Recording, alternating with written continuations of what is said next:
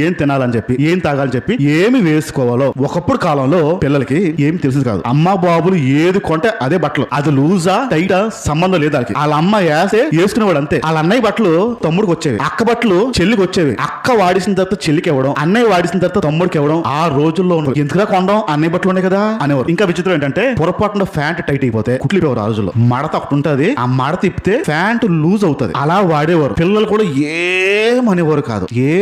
ఇప్పుడు పిల్లలు చూడండి, ఒరే ఇది బాగుందా, తల్లిదండ్రులు పిల్లలను అడుగుతారు ఏం సంస్కారం నేర్పిస్తున్నా చూడండి. ఇది బాగుందా, ఇది వేసుకుంటావా, ఇది కొనానా. ఆడెవడండి అసలు, ఆడు ఆడిని తల్లిదండ్రులు అడుగుతున్నారు ఏంటి అసలు? ఏం నేర్పిస్తున్నావు తల్లిదండ్రులకు? మనం ఆడికి చాయిస్ ఇస్తామా? మనం ఆడికి నేర్పిస్తామా? ఏం కావాలో. ఒకప్పుడు తల్లిదండ్రులు ఏం నేర్పించారు? నేను ఇది కొన్నాను, నువ్వు ఇది వేసుకో, కామ్ వేసుకున్నాడు. ఇప్పుడు ఏం నేర్పిస్తున్నావు? ఆడిని అడుగుతాం మనం, ఇది కావాలా, ఇది ఇవ్వాలా, ఇది వేసుకుంటావా. వాళ్ళ వయసు ఎంత, అనుభవం ఎంత. తల్లిదండ్రులుగా మనమే పాటు చేస్తున్నాం వారిని. ఏం వేసుకోవాలో నిర్ణయం చేస్తుంది తల్లిదండ్రులు, కానీ పిల్లలకి నేర్పిస్తున్నాం ఏం వేసుకోవాలో. ఒక టైం వచ్చేస్తా చూడండి, మీరు కొన్నా తీసుకోరు, నాకు అది రచ్చ, నాకు అది ఇష్టం ఉండదు. అలాంటిది కొంటేనే నేను వేసుకుంటాను, ఆ ప్యాంట్ కొంటేనే వేసుకుంటాను, అలాంటి ఫ్రాక్ కొంటేనే నేను వేసుకుంటాను. ఎవరు నేర్పించారు ఈ పాపము? వాళ్ళకి తెలుసా పాపం ఏంటో? తల్లిదండ్రులు కాదు. వాళ్ళ చాయిస్ ఇచ్చి కొనమన్నది తల్లిదండ్రులు కాదు. బట్టల విషయంలో పట్టించుకోవద్దన్నాడు బైబిల్లో. మీరు ఏం వేసుకుంటారో మీరు ఆలోచించొద్దన్నాడు బైబిల్లో. కానీ నేర్పించేది ప్రారంభం నేర్పిస్తాము. ఇది బాగుంది, ఇది బాగోలేదు.